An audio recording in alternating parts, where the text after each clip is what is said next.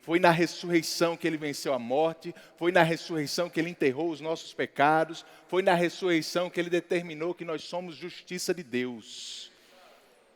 Ele ressuscitou, nós servimos a um Deus vivo, você crê nisso? Não servimos a imagens, não servimos a Deus, um Deus que morreu ou que passou um tempo nessa terra, não existe mais, o nosso vive e vai voltar para nos buscar. Amém? Que bênção, irmãos. Nós estamos falando, nesse mês, o tema da vez é trabalho e prosperidade. Nós vamos falar sobre isso essa noite. Amém? Jesus, a Bíblia diz em Isaías 53, que Ele viu o penoso trabalho da sua alma, mas se alegrou. Então Jesus também trabalhava, Deus trabalhou durante 6 dias criando esse mundo, e Ele quando nos criou, Ele nos criou a sua imagem e semelhança, para que a gente pudesse trabalhar também. Quem gosta de trabalho, dá um glória a Deus aí. Eu acredito que o seu glória a Deus pode aumentar daqui para o fim da noite. Amém? Glória a Deus. Eu aconselho você a procurar as outras ministrações dessa série, irmãos, nos outros cultos, inclusive na escola dominical. Hoje pela manhã tivemos uma ministração muito boa do irmão Gustavo, do Negócio Secreto, que falou agora há pouco. E Gustavo disse uma frase que eu queria começar por ela. Ele falou algo assim, olha, prosperidade não é algo que a gente precisa procurar. A gente não fica procurando ou buscando prosperidade, a gente busca os alicerces que vão levar a gente a desfrutar da prosperidade. Amém? Porque eu e você já somos prósperos. Diga, eu sou próspero. Nós somos prósperos. Faz parte da nossa natureza. Nós fomos criados em imagem e semelhança de um Deus que é próspero, um Deus generoso, um Deus que trabalha, um Deus que desfruta de todas as coisas. Mas, irmãos, nós precisamos aprender quais são os princípios que a palavra nos dá para desfrutar dessa prosperidade. Amém? É como a caixa d'água da sua casa. Se a caixa d'água da sua casa tivesse cheia, mas estivesse no chão, estivesse no nível do chão, sabe, provavelmente não teria água chegando na sua torneira. Mas quando você coloca ela no lugar certo, em cima dos fundamentos, dos alicerces certos, na altura correta, aquilo ali vai gerar a pressão certa para chegar o suprimento de água até a sua torneira, até o seu chuveiro. Não adianta a gente ser próspero e não andar nos princípios de prosperidade que a palavra nos diz, porque a gente não vai desfrutar de algo que nós já temos. Amém?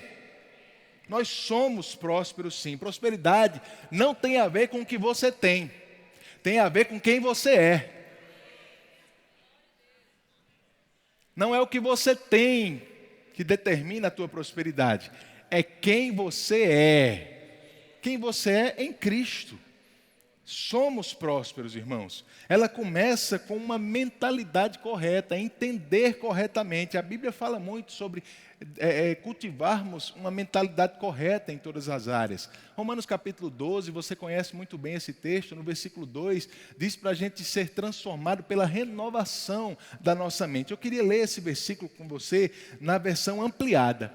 Romanos 12, 2, na versão ampliada. Acredito que o pessoal da mídia vai me ajudar aí também.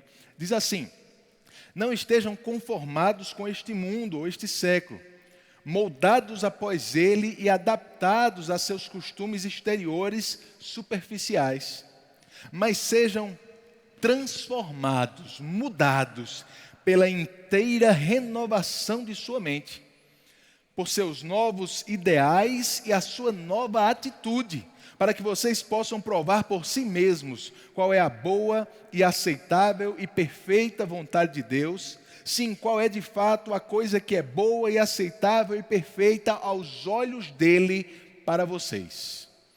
Amém? Transformar a nossa maneira de pensar. Na verdade, sermos transformados ao mudar, ao renovar a nossa maneira de pensar. E eu e você precisamos nos ver como pessoas prósperas, porque foi isso que Jesus conquistou na cruz para a gente também. Ele conquistou o perdão dos pecados, Ele conquistou saúde, Ele conquistou prosperidade também para mim e para você, irmãos. E tão certo quanto você confia que você é perdoado, você tem que entender e crer que você é próspero. É algo na sua natureza, é algo que está dentro de você, o potencial para usufruir disso está dentro de você, mas nós precisamos entender nossa vida dessa forma, nós precisamos nos ver dessa forma. Lá em 3 João, capítulo 1, só tem um capítulo, no versículo 2, também na ampliada, diz assim: amado, eu oro para que você possa prosperar de todas as maneiras e que o seu corpo possa manter-se bem, assim como eu sei que a sua alma mantém-se bem e prospera. João diz: eu oro para que você esteja próspero por fora, como você é próspero por dentro. Para que você desfrute por fora daquilo que você já tem por dentro. Amém? A sua alma próspera, uma mentalidade próspera, irmãos. Uma mentalidade próspera, ela tem a ver com algumas características, alguns princípios que nós temos que cultivar na nossa vida. Nós temos que pensar e nós temos que ter essas características de excelência, de generosidade, de diligência, de integridade, de honestidade, de pontualidade, de generosidade, de alegria, de paz. Tudo isso são características de pessoas prósperas. E se você é próspero, você tem todas essas características dentro de você. Você é uma pessoa diligente, excelente, você é íntegro, você é honesto, você não procura dar jeitinho para as coisas acontecerem, não. Você faz as coisas pelo caminho certo, pelo meio honesto de se fazer. Você dá a sua palavra e você cumpre. Você é diligente em tudo que chega à sua mão para fazer, inclusive no teu trabalho. Oh, glória a Deus. Teve uns 3 ou 4 amém. Mas você é assim, irmãos, e talvez você não esteja convencido, mas eu vou te convencer essa noite. Trabalhar é coisa boa. Criada por Deus, necessário para mim e para você. Amém? Essa palavra prosperidade aí de 3 João que a gente leu, ela tem 3 significados no dicionário Strong. Significa ter uma viagem rápida e bem-sucedida, significa garantir um bom resultado e significa ser bem-sucedido. Amém? Eu não sei se você lembra, mas a Bíblia fala muitos textos sobre a vontade de Deus para a nossa vida de sermos bem-sucedidos, mas ela traz princípios para isso. E esses princípios estão sempre ligados à palavra de Deus, às instruções de Deus. Ele falou para Josué: Josué, medita no livro dessa lei de dia e de noite, para que você tenha o cuidado de fazer tudo quanto nele está escrito. E aí você vai fazer prosperar o teu caminho e serás bem-sucedido. Davi fala em Salmos capítulo 1, bem-aventurado é aquele que não se assenta nas rodas dos escarnecedores, antes o seu prazer está na lei do Senhor, e nela medita de dia e de noite. Ele é como árvore plantada junto a ribeiro, cujas folhas não murcham, o seu fruto dá no tempo certo, e tudo o que ele faz será bem sucedido. Paulo fala para Timóteo: Timóteo, medita nessas coisas, se ocupa nelas, pratica isso, para que todos vejam o teu progresso.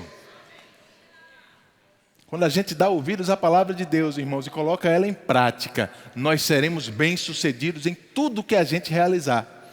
Tudo, e tudo inclui o seu trabalho também.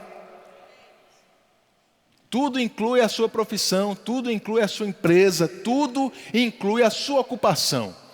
Deus quer que você seja bem-sucedido. Deus quer que a foto de funcionário do mês seja a sua todo mês. Oh, glória a Deus. Deus quer que a sua empresa vá de bem a melhor sempre.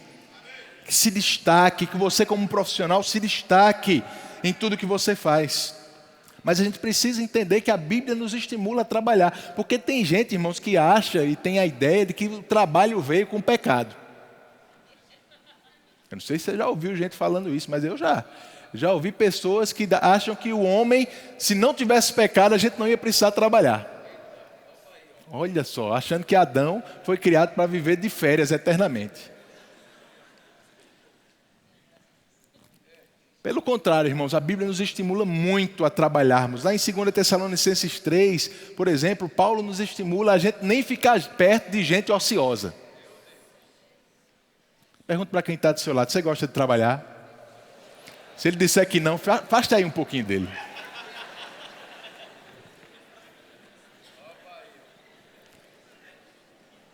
Paulo diz: não fique nem perto de gente ociosa, gente preguiçosa, gente que não se ocupa, só fica fofocando por aí.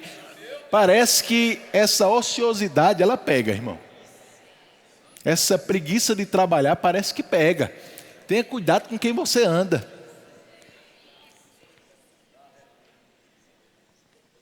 Paulo estimula muito a gente a trabalhar.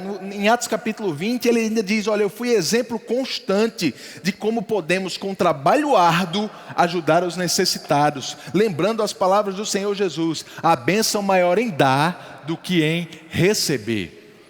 Trabalho árduo, Paulo várias vezes ele cita nas suas cartas a si mesmo, como um exemplo de alguém que trabalhou arduamente, com dedicação, que não gostava de estar perto de gente ociosa, numa linguagem mais clara para você, de vagabundo, irmão.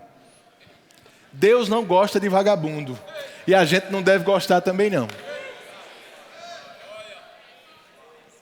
Porque trabalho é bênção de Deus para mim e para você. Amém? A Bíblia diz que quando Deus criou o mundo, Ele passou 6 dias trabalhando.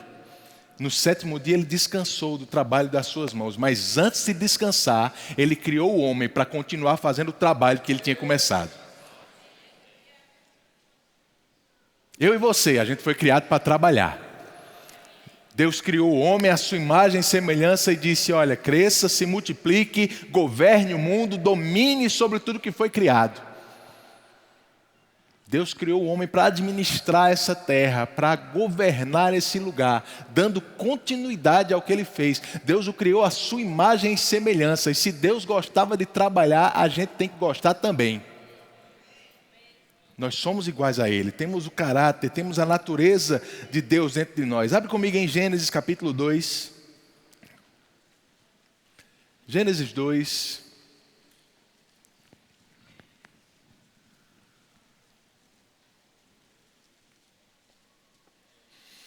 Versículo 5, diz assim, nenhuma planta silvestre, Gênesis capítulo 2, versículo 5, nenhuma planta silvestre nem grãos haviam brotado da terra, pois o Senhor Deus ainda não tinha mandado chuva para regar a terra e não havia quem a cultivasse. Então não tinha brotado nada, porque nem Deus tinha mandado a chuva, nem havia ninguém para cultivar a terra, mas aí Deus criou o homem. E quando Deus criou o homem, no versículo 15, ele diz, o Senhor Deus colocou o homem no jardim do Éden para cultivá-lo e tomar conta dele. Isso é trabalho, irmãos. E isso aí é antes do pecado.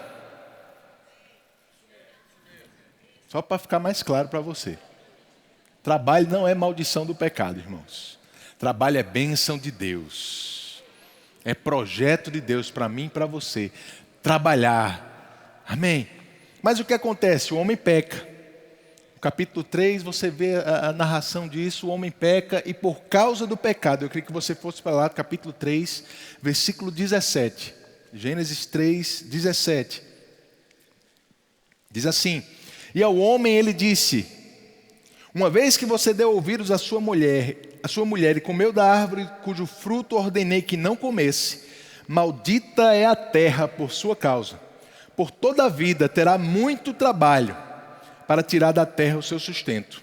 Ela produzirá espinhos e ervas daninhas, mas você comerá de seus frutos e grãos. Com o suor do rosto você obterá alimento, até que volte à terra da qual foi formado, pois você foi feito do pó e ao pó voltará. Então o que acontece quando o homem peca? Não é o trabalho que é a novidade agora. O trabalho o homem já tinha. Mas agora Deus diz, olha, por causa do pecado, você vai ter um trabalho mais árduo. A terra foi amaldiçoada por sua causa. E agora o trabalho que você tinha, que era um trabalho tranquilo, leve, ele agora vai ter inimigos se levantando contra você. Porque o pecado, ele gera inimigos para o homem. O maior deles é a morte. Que a Bíblia diz que é o último inimigo a ser vencido. Se é o último, é porque foram gerados outros. E Deus traz aqui alguns exemplos disso. Ele diz, olha, vão haver espinhos, vão haver ervas daninhas quando você estiver cultivando a terra. Eu acredito, irmãos, que outros inimigos foram surgindo como consequência do pecado, não só no mundo natural, mas também na carne humana que é ligada a esse pecado. sabe, preguiça, carnalidade, desonestidade, tudo isso são obras da carne que a Bíblia diz que vão ser inimigas de um trabalho bem sucedido. Mas a notícia boa, irmãos, é que quando Jesus morreu e ressuscitou, Ele nos deu capacidade de vencer cada um desses inimigos também. Ele nos deu capacidade de trabalharmos como Adão trabalhava, mas com autoridade sobre qualquer inimigo que o pecado pode levantar contra nós. Ele te deu capacidade para ter instruções diretas de Deus no seu trabalho. Você já pensou que o crente, ele leva uma vantagem grande demais em relação a outras pessoas no emprego que ele tem? Porque, irmãos, a gente tem uma coisa dentro de nós que os outros não têm, o Espírito Santo. E quando os outros não sabem o que fazer, eles têm que procurar no Google. Mas quando a gente não sabe o que fazer, a gente pode orar ao Espírito Santo. E Ele nos dá direção. Sermos guiados. Quando a gente chega num beco sem saída, quando a gente está com um desafio no nosso trabalho, quando a gente está com algum empecilho que se levanta e a gente não sabe o que fazer, Deus quer te dar estratégias, Deus quer te dar soluções que ninguém teve até agora, Deus quer te dar ideias que outras pessoas não tiveram, irmãos, e tudo isso está disponível para mim e para você. Como crentes, a gente tem a fé do nosso lado para a gente confessar e ver as circunstâncias mudando. Como crentes, a gente tem as manifestações do Espírito até para nos avisar sobre as coisas que ainda vão acontecer, se for o caso. A gente tem vantagem demais, irmão. Para vencer cada inimigo que o pecado pode ter trazido contra o nosso trabalho, Deus nos deu vantagens muito maiores do que essa. Para você ser bem-sucedido, para você ser um sucesso em tudo o que você faz. Mas o que é que a gente precisa? Dar ouvidos ao Senhor, dar ouvidos à sua palavra.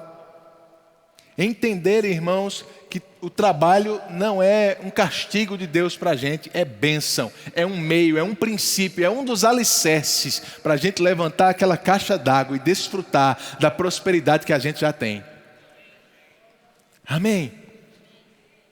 Trabalhar é bênção de Deus. Eu gostaria que você tentar sair com essa mentalidade hoje, irmão, e amanhã você levantasse animado para trabalhar. Sabia que tem gente aqui que faz muitos anos que não levanta animado para trabalhar? Animado para um dia diferente, para um dia de produção, de trabalho, um dia produtivo. Mas a gente só vai ter essa motivação, irmão, se a gente tiver a mentalidade correta. Eu comentei sobre isso hoje de manhã, mas eu vi alguém falando que hoje, quando a gente está na rotina, geralmente a gente se levanta meio com preguiça, né? A gente sabe o que vai acontecer, sabe o que vai fazer, então a gente não tem aquele ânimo todo para sair de casa, levantar às vezes. Aí ele pensava, quando a gente era menor, quando a gente era criança, que estava de férias, era diferente, né? Por mais que no dia de escola a gente tinha preguiça de levantar, de férias a gente era o primeiro a acordar dentro de casa. Eu não sei se com você era assim. Eu podia estar em casa ou estar viajando, mas quando eu estava de férias, eu sabia, irmãos, que aquele dia ia ser diferente. Eu ia fazer coisas diferentes da minha rotina, então eu ficava com tanta expectativa que eu levantava antes e animado para o que poderia acontecer, que eu nem sabia o que era ainda. Sabe, irmãos, quando a gente entende as ferramentas que estão ao nosso dispor, quando a gente entende o favor de Deus na nossa vida, mesmo levantando para ir para o mesmo lugar, fazer as mesmas coisas, a gente vai levantar com uma expectativa diferente. Hoje o dia vai ser diferente. Hoje eu vou alcançar metas que eu não alcancei. Hoje eu vou ter ideias que eu não tive. Hoje o Senhor vai me dar solução. Hoje o Senhor vai trazer pessoas diferentes. Vai ser um dia diferente.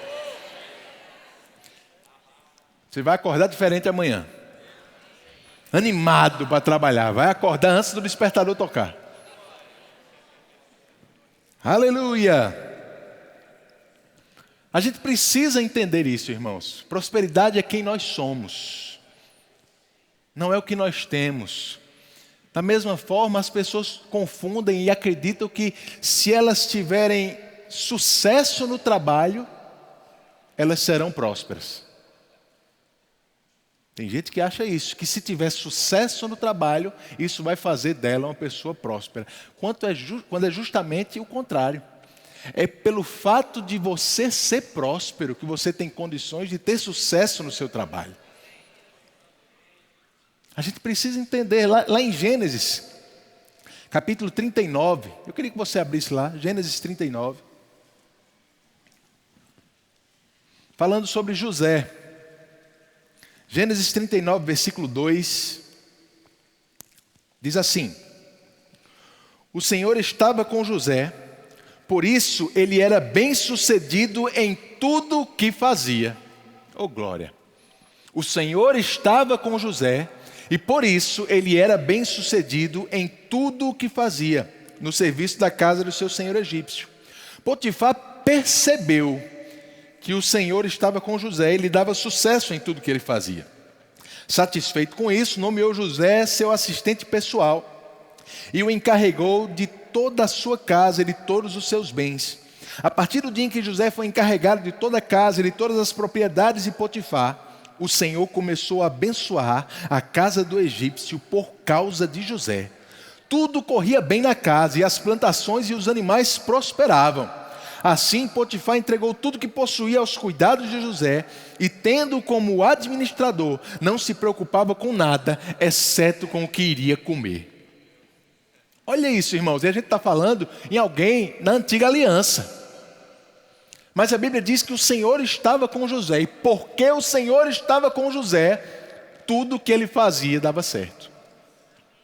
O que é isso? Prosperidade.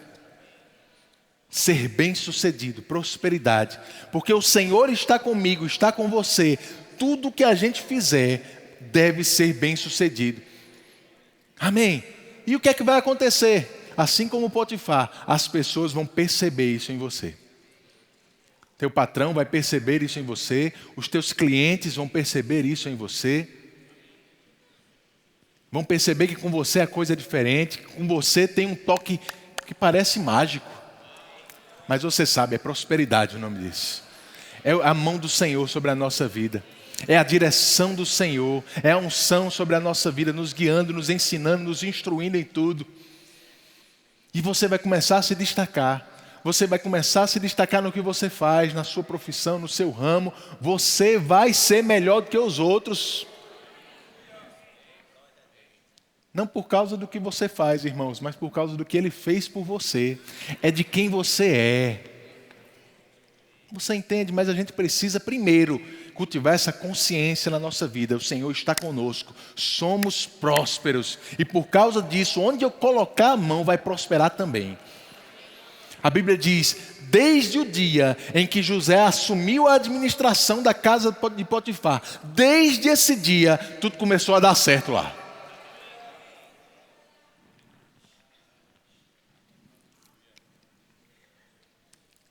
Se a gente andar dessa forma, irmãos, vou te dizer, teu chefe vai perceber isso. Rapaz, uma coisa era essa empresa antes de eu contratar fulano, outra coisa era depois. A coisa aqui está diferente, o clima está mais leve. Você vai ser daquelas pessoas, irmãos, que quando entra num lugar, quando entra na sala, as pessoas percebem um clima de paz, de alegria, diferente. As pessoas vão querer estar perto de você.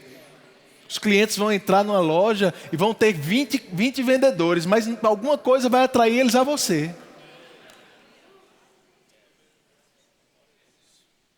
Aleluia! Porque você é próspero. Amém. Porque somos prósperos, o que a gente faz vai ser bem sucedido. Não é o contrário, irmãos. Não é porque a gente está fazendo algo bem sucedido que a gente vai ser próspero. Não podemos inverter os valores de Deus na nossa vida.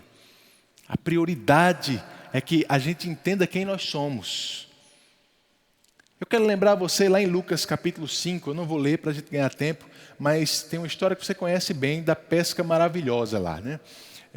Jesus, ele viu, estava diante de uma grande multidão ali no mar, e ele viu aquele barco de Pedro, pediu o barco emprestado, subiu no barco, afastou um pouquinho e começou a pregar para aquela multidão. Depois que ele terminou a pregação, ele chamou Pedro e disse, olha, agora vai lá na parte mais funda e lança as redes. E Pedro olhou para Jesus e contou a história dele. Senhor, eu passei a noite pescando e a gente não pegou nada. E eu acredito, irmãos, que aquela não era a rotina de Pedro. Amém? Não era comum ou não era toda noite que Pedro voltava para casa de mão vazia. Senão ele já tinha desistido de ser pescador, né? Mas era provável que em outras noites ele tinha sido bem sucedido na sua pesca, tinha pegado muitas coisas. Outras noites talvez a coisa não era tão boa assim, mas naquela noite específica ele não pegou nada. E ele diz, mas sob a tua palavra eu vou lá lançar a minha rede. Você conhece a história, Pedro vai, lança as redes. Quando ele puxa, veio tanto peixe, irmãos, que ele não sabia direito o que fazer com aquilo. A Bíblia diz que o barco praticamente estava querendo afundar, a rede estava para rasgar. Ele fez sinal para os amigos dele que estavam na praia para vir com outro barco, para dividir os peixes. E quando ele chega diante de Jesus, a Bíblia diz que ele reconhece que aquela pesca foi diferente. Ele reconhece que só Deus podia ter feito aquilo. Irmãos, como eu te disse, Pedro já devia ter tido boas noites de pesca antes, mas como aquela, nunca. Ele reconheceu algo diferente. E eu acredito que tem um princípio aqui para a gente entender, irmãos. Porque quando Jesus pede o barco de Pedro emprestado, aquele barco representava o trabalho de Pedro, o negócio de Pedro, a empresa de Pedro, que foi usada várias vezes, sim, para sustentar a sua vida, a sua família, mas naquele momento estava sendo usado para pregar a palavra. Deixa eu te dizer, irmãos, o trabalho é algo muito importante na sua vida. Deus colocou ele para você mesmo, Deus te criou para isso também, mas a nossa tarefa número 1 aqui nessa terra é sermos divulgadores da palavra de Deus, do reino de Deus. E até o teu trabalho, o teu emprego, a tua empresa precisam ser usados para isso.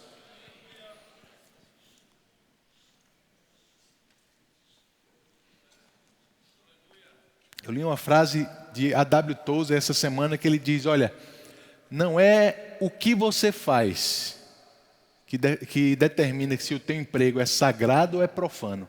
É por que você faz. Por que você faz? Por que você trabalha? É só para você ganhar um salário? Por que você trabalha? Qual é a finalidade de você estar indo para a tua empresa todos os dias? Irmãos, a gente precisa entender que nós somos luz onde a gente anda. E quando até o nosso trabalho for uma plataforma para glorificar a Deus, eu vou te dizer, o teu dia de trabalho vai ser diferente. Quando você entender que quando você chegar na sua empresa, Jesus vai pedir o teu barco emprestado, para através da sua vida, através das suas ações, como Gustavo disse hoje de manhã, irmão, não é que você vai deixar de trabalhar para estar pregando a palavra, porque isso aí é desonesto. Você foi contratado algumas horas por dia para trabalhar.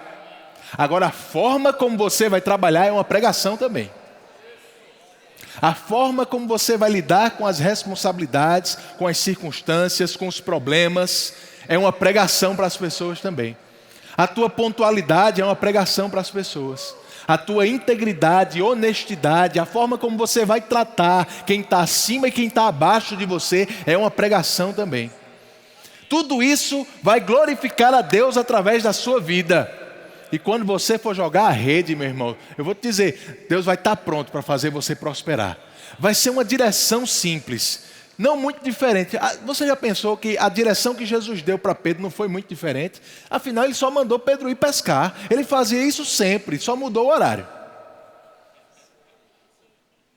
Pedro, vai lá, faz o que você faz todo dia. Só muda uma coisinha aqui. Eu acredito que vão ter direções de Deus nesse sentido para algumas pessoas. Deus vai trazer estratégias que não vai parecer coisa de outro mundo não, irmãos. Vai ser muito parecido com o que você faz, mas Deus vai dizer, muda uma coisinha aqui, muda talvez tua atitude, muda talvez a tua forma de pensar, muda talvez a tua linguagem. Daqui a pouco você vai começar a crescer e se destacar por causa disso. E você vai, como Pedro, reconhecer: eu fazia isso todo dia e não dava certo, mas agora só pode ter sido Deus. Só pode ter sido Deus.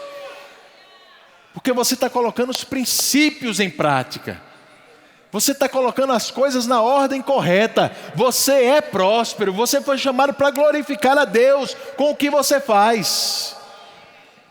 E por causa disso, Deus vai fazer questão de te promover, irmãos. Vai fazer questão de fazer você ser bem sucedido. Amém. Preste atenção, irmãos. Sua prosperidade não depende do seu negócio. Sua prosperidade não depende do seu negócio. Agora, o teu negócio depende da tua prosperidade. Depende de que você ande nesses princípios. Depende de que você escute a palavra, escute as direções do Espírito e siga, pratique essas coisas. Viva à altura de um filho de Deus. Está chegando o tempo, irmãos, em que as pessoas vão procurar no currículo das pessoas, evangélico, cristão. Porque eles vão querer contratar pessoas assim. Está chegando o tempo, irmãos, da gente mostrar para o mundo que deve ter uma diferença entre quem serve a Deus e quem não serve.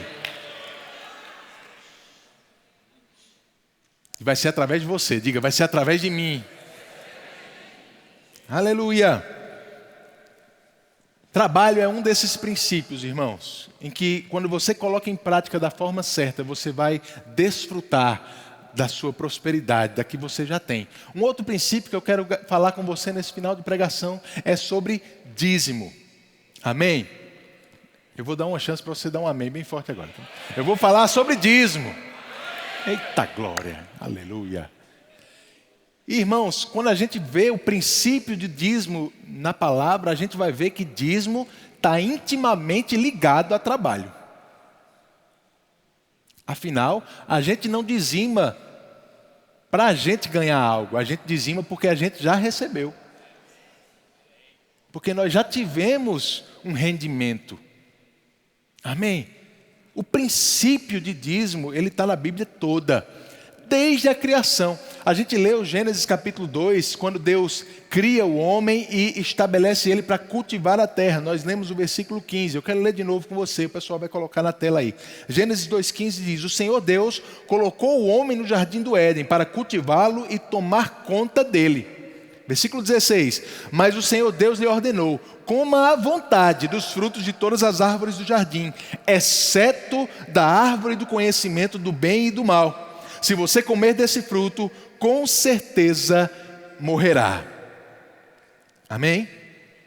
Olha que interessante. Deus colocou todo o jardim à disposição do homem.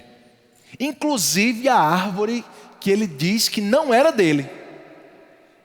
Que ele não deveria desfrutar. Sabe, irmãos, talvez a gente poderia pensar, mas Deus poderia ter feito de uma forma melhor. Deus poderia ter botado uma cerca elétrica nessa árvore aí, né? Deus poderia ter colocado essa árvore num lugar em que o homem não pudesse alcançar. Porque se não era para o homem comer, por que Deus deixou disponível? Sabe, irmãos, existe algo que a gente faz também pelos nossos filhos, que é testar nele alguns limites e responsabilidades para que ele aprenda e cresça. Se ele não puder ter maturidade de tomar decisões por si mesmo, ele não vai conseguir crescer. Deus coloca aquela árvore que não era do homem, todas as outras eram, mas coloca ali a que não era do homem, porque parece que existe uma importância entre o homem entender as suas responsabilidades e colocar, estabelecer seus limites e se disciplinar. Eu creio que esse é o princípio que desde o começo está sendo aplicado para o dízimo também. Deus nos dá 100%. Ou pelo menos Ele coloca na nossa mão os 100%. Mas Ele diz, aqueles 10 está aí, está na sua mão, mas não é seu. Não é seu. Você pode comer de todos os 90%. Mas os 10% não é seu. Desde o início, logo depois de Adão e Eva, você vê Caim e Abel oferecendo sacrifícios ao Senhor. O que eram esses sacrifícios? Eram parte daquilo que eles recebiam do seu trabalho. Um como pastor, outro como um agricultor. Eles traziam dos seus frutos, do fruto do seu trabalho, para ofertar ao Senhor. Entendendo, olha, essa parte aqui não é minha. Veio do meu trabalho, mas não é minha, é de Deus. E naquele tempo, irmãos, eles pegavam isso para tocar fogo. Você já pensou se Deus dissesse para a gente pegar 10% do nosso salário e tocar fogo?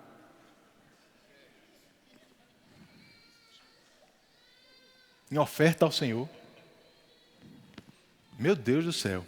Mas eles faziam naquela época. Pegavam, ou pelo menos Abel, pegou das primícias, o melhor que ele tinha. E ofertou ao Senhor. Matou, irmãos. Ninguém ia desfrutar, era de Deus. Se não era dele, então não era de mais ninguém. Era de Deus. E aí a gente vê ainda Abraão dizimando com Melquisedeque, lá em Gênesis capítulo 14. A gente vê Jacó fazendo um voto ao Senhor, dizendo que traria dízimo de todas as coisas. A gente vê no Velho Testamento o Senhor trazendo clareza ou disciplinando de forma mais clara o dízimo durante a época da lei. Mas o princípio está desde Gênesis, irmãos. Deus mostrando, olha, eu te dou tudo, mas para que você cresça, eu quero que você entenda que uma parte você precisa separar para mim. Limitar, para que essas coisas não te dominem. Porque eu acredito, irmãos, que o princípio do dízimo é para nos ensinar a não sermos dominados pelo dinheiro. Mostrar primeiro para nós mesmos que não é o dinheiro que é a nossa fonte. Não é o dinheiro que nos sustenta. Se você não tem controle sobre 10% do que você tem, você não vai ter controle também sobre 100%. Eles vão controlar você.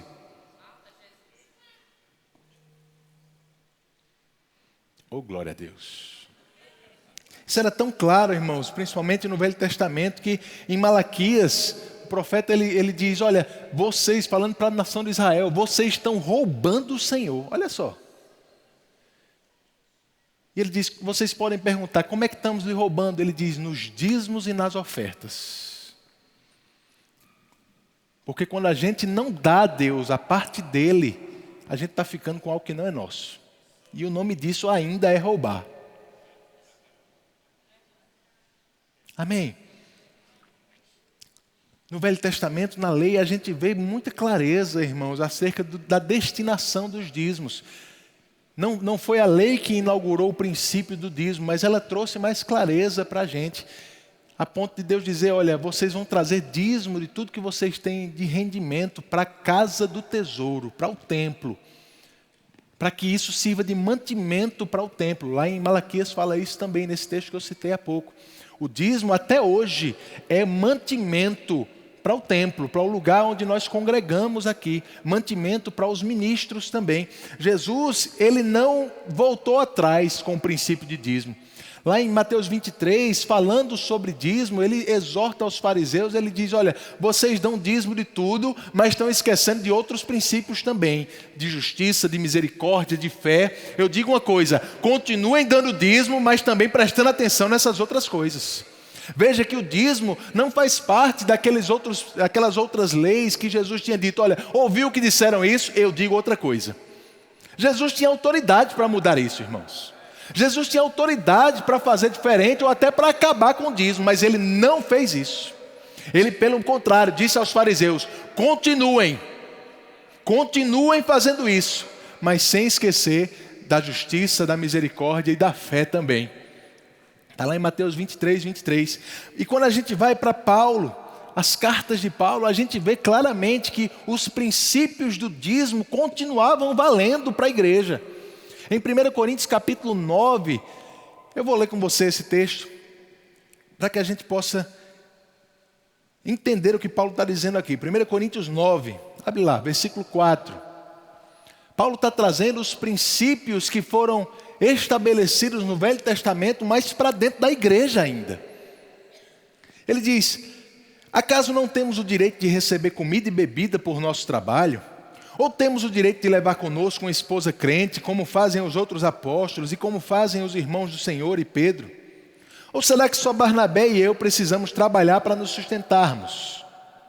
Que soldado precisa pagar pelas suas próprias despesas? Que agricultor planta uma videira e não tem direito de comer de seus frutos? Que pastor cuida de um rebanho e não tem permissão de tomar de seu leite? Será que expresso apenas uma opinião humana ou a lei diz o mesmo? Pois está escrito na lei de Moisés: não amordaçem o boi para impedir que ele coma enquanto trilha os cereais. Deus estava pensando apenas nos bois quando disse isso? Será que na verdade não estava se referindo a nós? Sim, essas palavras foram escritas a nosso respeito. E portanto, quem ara e quem trilha o cereal deve ter a esperança de receber uma parte da colheita. Se plantamos sementes espirituais entre vocês, não temos direito a uma colheita material? O que é que Paulo estava falando aqui para os coríntios? Ele estava falando da sua situação junto com Barnabé. Ele optou com Barnabé trabalhar, para não ser sustentado por aquela igreja especificamente. Mas a gente sabe por outras cartas que outras igrejas ajudavam no sustento de Paulo. Mas aquela igreja específica precisava de uma lição diferente. Mas Paulo está trazendo, olha, nós como ministros temos o direito de receber bens materiais se estamos plantando coisas espirituais. Irmãos, eu não estou legislando como pastor aqui não. Eu estou te mostrando que o princípio do dízimo e oferta, sendo um sustento e mantimento para o templo e para o ministério, é ainda parte da nova aliança. Paulo entendia isso a tal ponto de escrever com tanta clareza assim. Lá em 1 Timóteo capítulo 5, ele fala algo bem parecido no versículo 17. Ele diz: os presbíteros que fazem bem seu trabalho devem receber honra redobrada, especialmente os que se dedicam arduamente à pregação e ao ensino. Pois as escrituras dizem: não amordace o boi para impedir que ele coma enquanto debulha os cereais. E também aqueles que trabalham merecem o seu salário. Amém, irmãos? Então Paulo, ele repete algumas vezes esse princípio do Antigo Testamento para a Nova Aliança, mostrando que é normal que haja uma contribuição das pessoas para o sustento da igreja e dos ministros. É bíblico isso. Eu estou te falando de uma forma clara isso para que você entenda por que você precisa dizimar. Porque existe uma razão pessoal, mas existe uma razão corporativa também, do corpo. Você precisa dizimar, como eu te falei, para entender que não é o dinheiro que te domina, mas é a instrução do Senhor em dar aqueles 10% que não é teu, que faz você mostrar primeiro para você, para o diabo também, irmãos, que não é o dinheiro que te sustenta, não é o dinheiro que é a tua fonte, é o Senhor. Amém? Mas o dízimo que a gente traz hoje, graças a Deus, Deus não mandou a gente tocar fogo. Deus mandou a gente trazer a casa do tesouro para manter esse lugar. Você gosta dessa igreja, irmãos? Olha que coisa maravilhosa. Isso aqui é fruto da tua generosidade. É fruto da tua fidelidade ao Senhor nos dízimos e nas ofertas. Você está sentado numa cadeira confortável porque alguém foi obediente ao Senhor dizimando nesse lugar. Provavelmente você também. Amém? Eu quero te estimular a continuar sendo generoso, querido. Porque é bíblico o que a gente faz aqui. É bíblico trazer dízimos e ofertas à igreja. É instrução do Senhor. E se a gente não obedece à instrução do Senhor, a gente vai ficar sem poder desfrutar da prosperidade que a gente já tem. Amém? Generosidade. Um pastor americano chamado Gerald Brooks, ele disse que generosidade é quando o teu amor por Deus e pelas pessoas é maior do que o teu amor pelo dinheiro. Quem aqui é generoso? Você não precisa estar apegado ao teu dinheiro, irmãos. O dinheiro não é a tua fonte, ele é apenas uma ferramenta que Deus usa para te abençoar. Mas a Bíblia diz que o próprio Deus é quem nos dá força para adquirirmos riquezas. Quando a gente dizima, nós estamos reconhecendo que a gente depende mais das instruções de Deus do que do dinheiro que chega na nossa mão. A gente depende mais de obedecer o que Deus nos manda fazer do que de ficar sendo mesquinho, juntando cada centavo que chega à nossa mão, sem obedecer ao Senhor. E é claro, irmãos, quando falamos de generosidade, não falamos só de dízimos e ofertas na igreja. Deus, Ele vai me mover em generosidade, como a Bíblia diz, para ajudar pessoas que estão em necessidade, para também abençoar os pobres. Tudo isso é bíblico. Temos que nos mover em generosidade dessa forma. Agora, se Deus é o teu Senhor, se Jesus é o teu Senhor, Ele é Senhor do teu dinheiro também. Quem diz onde você vai investir, onde você vai aplicar, ou a quem você vai dar o teu dinheiro, não é aquele teu mentor no YouTube. Ele pode até te ajudar, trazer instruções. Não é o teu contador que fala isso, irmãos, a não ser que seja para pagar teus impostos, pague seus impostos. Mas quando Deus te der uma direção de generosidade, siga. Siga. Quantos testemunhos maravilhosos a gente já ouviu de pessoas que não tinham muito, muitas vezes, ou só tinham aquilo, mas Deus moveu para dar. Seja na igreja, seja alguém que estava passando por algum período de necessidade. Deus moveu a dar.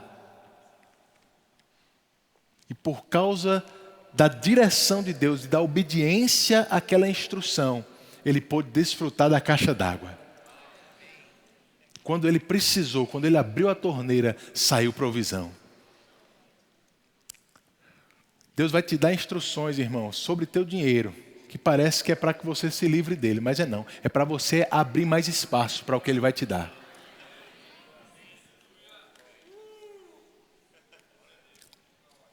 Deus só pode abençoar uma mão aberta para receber. Mas a mão aberta para receber, ela está aberta para dar também. Seja generoso. Fique atento com o que Deus te mandar fazer. Amém? Reconheça o Senhor em todos os teus caminhos. Confie nele e não no teu salário. Não é teu contra-cheque no fim do mês que merece a tua confiança. Não é a economia do Brasil ou do mundo que merece a nossa confiança, porque a gente já viu que não dá para depender dessas coisas, não. É muito volátil, oscila muito, mas o Senhor é nosso Jeová Jireh.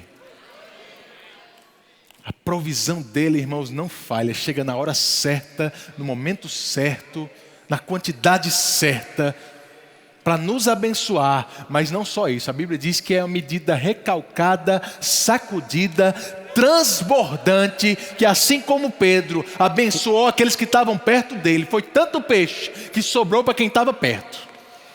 Vai ser assim na sua vida. Vai ser assim na sua vida. Tanta provisão que quem estiver perto de você vai ser alcançado também. Você crê nisso, irmãos?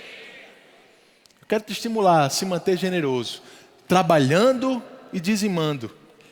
Eu quis falar hoje sobre esses dois princípios. Haveriam outros para a gente falar sobre prosperidade, mas a gente só tem 40, 50 minutos no culto. Então eu quis trazer esses dois princípios que andam tão juntos, irmãos. Você não dizima pelo salário que você quer ter. Você dizima pelo que você ganhou. Você pode ofertar a quantidade que Deus colocar no seu coração, mas o dízimo, ele pediu 10%. Seja fiel nos 10%. Seja fiel nos 10%, irmãos. Do jeito que Deus tem sido fiel para fazer os 100% chegar à sua mão, seja fiel nos 10%. E eu não estou pregando isso porque a igreja está passando necessidade não, viu, irmão? Graças a Deus, nós temos um povo muito generoso. Eu sou muito feliz por isso. Mas eu quero ver você continuar crescendo. E claro, se você crescer, a igreja vai crescer também. Amém? Estamos crescendo. Temos mais de 30 colaboradores aqui, funcionários, que recebem salário da igreja, do dízimo que você paga. Nossos ministros, nossos missionários dependem daquilo que é dizimado nessa igreja. E graças a Deus temos um povo bem suprido. No campo, pessoas recebendo do que você planta aqui, irmãos, e sendo uma bênção para pessoas lá do outro lado do mundo. Deixa eu te dizer, você não faz ideia do que a tua fidelidade nos dízimos e ofertas tem feito no mundo todo. Além disso, a nossa igreja ainda dá 10%. O dízimo dos nossos dízimos é passado para o Ministério Verbo da Vida. Então pode ter certeza, tudo que o ministério tem feito no mundo todo, uma parte tem culpa sua também nessa história. A sua generosidade está alcançando pessoas lá na Polônia que vieram da Ucrânia nesse momento. A sua generosidade está fazendo obras se levantarem no Japão, na África, na Europa, em tantos lugares nesse mundo. Aqui no interior da Paraíba. Porque esse é o poder do corpo, irmãos. É você dar 10%, que talvez para você seja um pequeno sacrifício.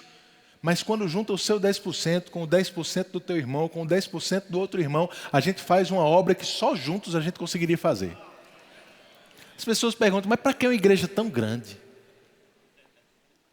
Para que uma igreja tão grande? Irmãos, primeiro, a Bíblia não condena igreja grande não. Eu não sei se você lembra, mas a de Atos começou com 3.000 pessoas.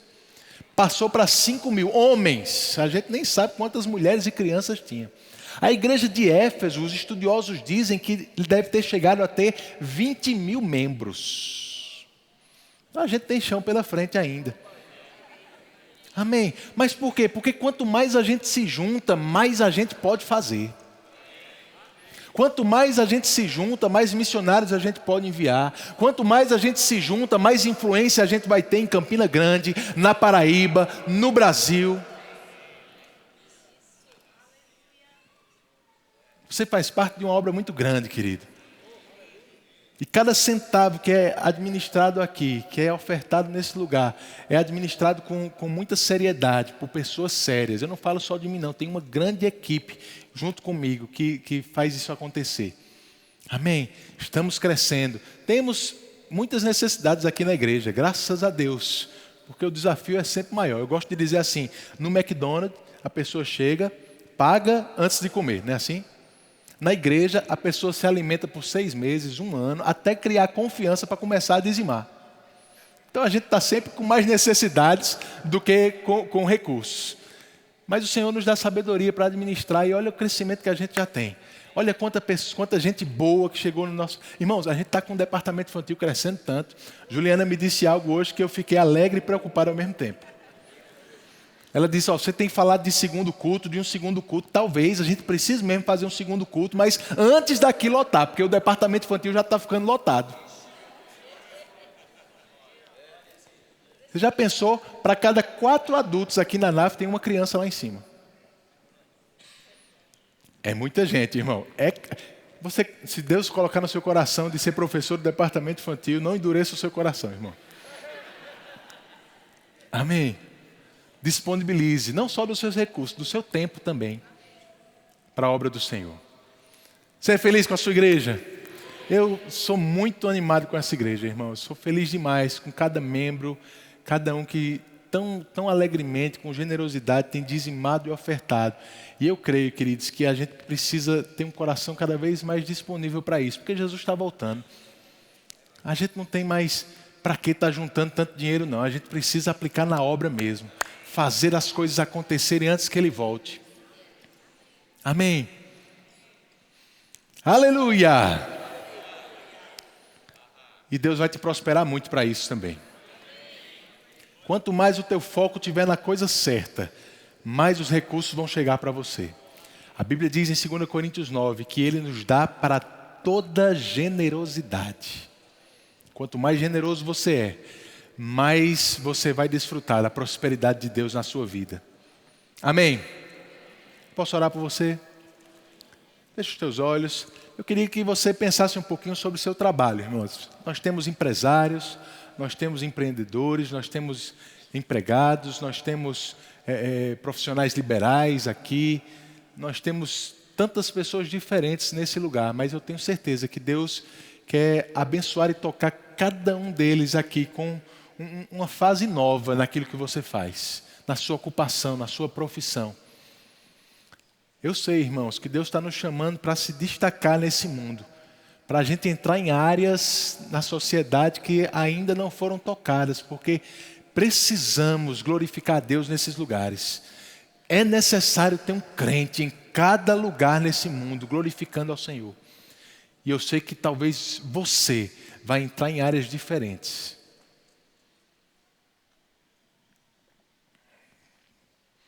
Obrigado, Pai. Som do teu coração nesse momento, irmãos. Eu acredito que Deus já está trazendo algumas direções para algumas pessoas.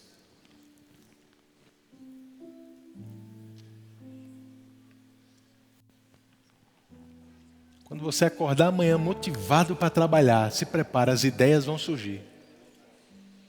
Direções vão vir. Ajustes, pequenos ajustes Deus vai te dar. Talvez você precise só sorrir um pouco mais. Deus vai te lembrar, você tem a alegria do Senhor dentro de você. Sorria no seu trabalho. As pessoas estão com saudade do seu sorriso. Está todo mundo lá triste, preocupado, cabisbaixo, mas você vai se destacar porque você é o único alegre. É a capacidade de Deus na sua vida, de coisas simples assim, mas também coisas complexas. Eu tenho certeza, ideias maravilhosas, sabedoria de Deus, sobrenatural, vai vir sobre pessoas aqui. Obrigado, Pai. Pessoas na área de educação, em faculdades, em universidades, tendo ideias para pesquisas, para projetos diferentes, para trabalhos nunca antes feitos, mas que vão levar você a se destacar num cenário não só nacional, mas internacional.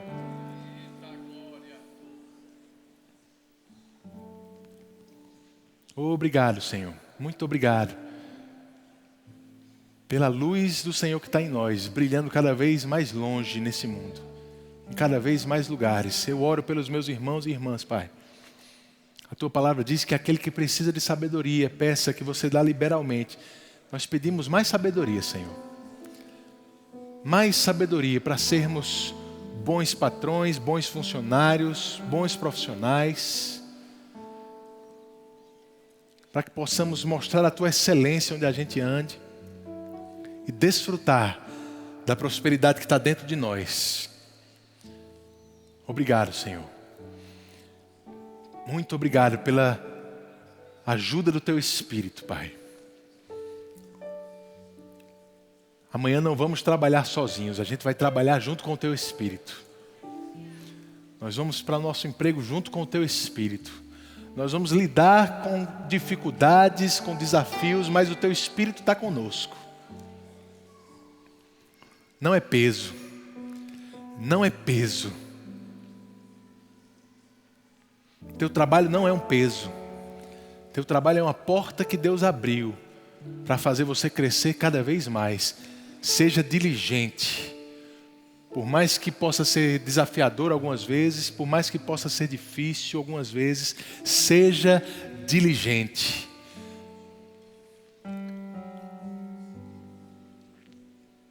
As pessoas vão perceber a prosperidade de Deus na sua vida.